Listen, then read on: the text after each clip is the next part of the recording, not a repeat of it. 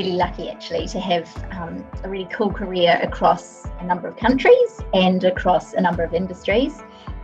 So I started out straight out of uni working for Lion, which was a beer company, and I worked for them in Sydney. I was on the graduate program, so I got moved around a number of functions over kind of 2 to 3 years. And that was just a really good kind of broad base of learning about how a business works. And I worked for them across Australia and in New Zealand. I then left there and went and joined the marketing team at Cadbury in New Zealand and worked on some of their confectionery brands. And then I moved to the UK and worked for Cadbury, also on their chocolate portfolio. I worked specifically on Easter, the Easter egg range for Cadbury in the UK. And while in the UK, I also worked at SC Johnson, which you might know their brands like cleaning products. They did Mr. Muscle, Blade air fresheners, those kind of products. So yeah, really the early part of my career was really FMCG marketing focused.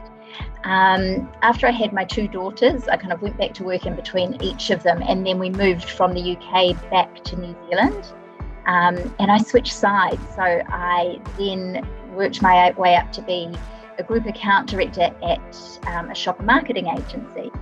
So the role there was all about working with clients to deliver campaigns that drove consumer behaviour at the point of purchase. So my clients were big multinational FMCG companies. And then 2 years ago, I started this new role. So currently I'm the Executive Director at the New Zealand Chamber of Commerce. I'd never worked before in not-for-profit. I'd never worked with government.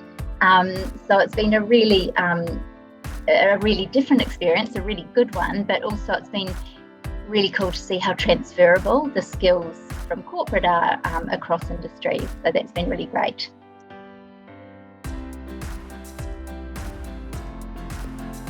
Well, yeah, look, travel is the obvious one, and I don't think we'll ever go back to the levels of business travel that there used to be. You know, people jumping on a plane for one meeting. You know, we've seen over the last year or so that that's just not necessary, and that technology can facilitate a lot of that stuff. What other trends have I seen? I remember when I was first coming out of university, most of my peers wanted to work for big corporations. So that was kind of the ultimate, to work for, you know, a multinational or work for one of the big accounting firms, one of the big law firms. What I'm seeing more from young people now is that startups are much more appealing, and you know, the ability to work in the tech industry. So that's, I think, a real dynamic shift in terms of where people and talent want to work.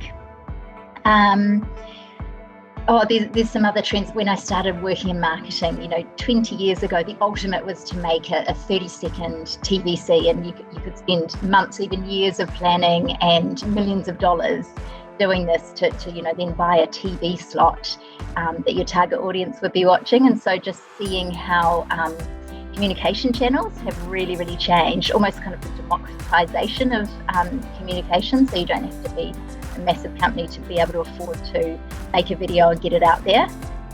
That's been really, really interesting. Look, I mean, there are still some really big TV ads. I'm thinking of the retailer, you know, particularly in the UK, the retailer Christmas ads. They still spend a lot of money, and there's really high production values, all that kind of thing. So there are still that kind of appointment viewing advertising, but it's really changed, and the rise of video content and the technology that means everyone can make videos and get it out there via social media has been a real change. And then, yeah, of course, we couldn't talk about kind of changing global dynamics without talking about 2020 and just how much of things have changed. So, of course, there's the travel piece. But I also think there's been the need for all businesses and companies to really adapt really quickly. We kind of overnight, thinking of the New Zealand Chamber, we're an events-based business. Overnight, we couldn't run events anymore. So we suddenly pivoted to doing virtual events. And at first, there weren't many people playing in that space. But as we went through 2020, virtual events are coming from everywhere. I think I had an email from my bank this morning offering me a webinar on something. So that space has got really, really crowded. So I think probably there's the need to adapt there again. But yeah, a really big thing I learned through adapting last year was that you've just got to give things a try sometimes, and do it quickly, and be a bit nimble. And that's all facilitated by technology shifts. So if there wasn't all this amazing technology about, we wouldn't be able to do it. So huge changes there.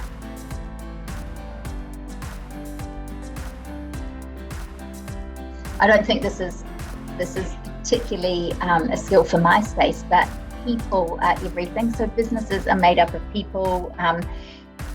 Suppliers are people, or your clients are people. So getting to know the people in your business and externally, and how they can help you, and how you can facilitate and work with other people to get the job done is so important. So those kind of soft skills, and being able to communicate with people, get to know them, and build your network. So it's really helpful for your work, but you also meet some amazing people along the way, and make some friends while you're doing it. So that's really cool. I think having a network is incredibly helpful, and I wish I'd started building mine a little earlier, kind of a bit more proactively. My second point would be around get really comfortable with numbers. You don't need to be an accountant, but all business comes down to numbers ultimately.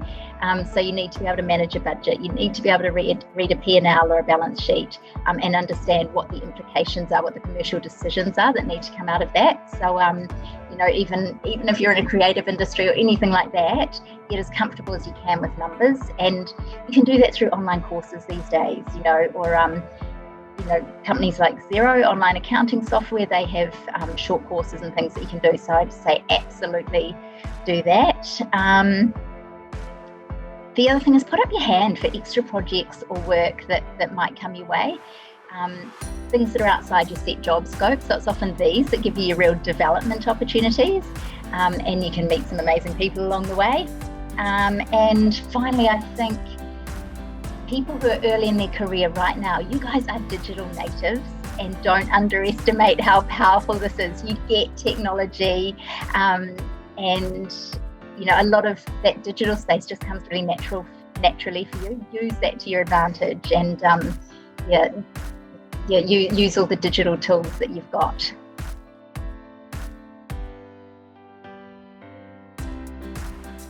Goodness me, I think first one for me is imposter syndrome is real. I think every new job I've started, I've thought, am I up to this?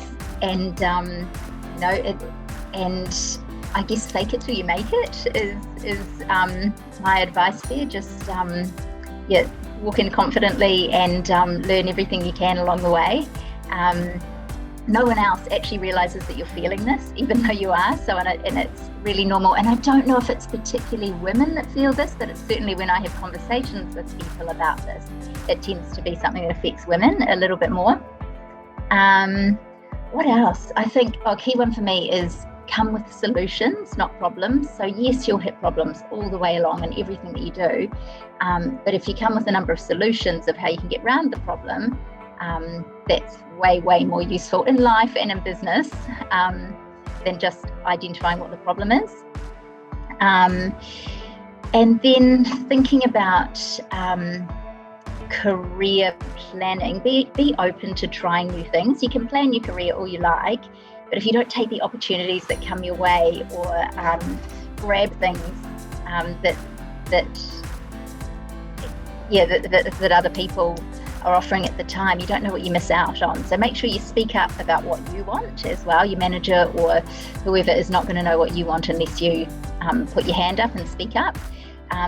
But don't plan it too hard. Be ready for, I certainly didn't plan a career move to Singapore, but it's one of the best things we've done as a family, and the life experience that we've got out of this has been just amazing. So be ready to grab opportunities.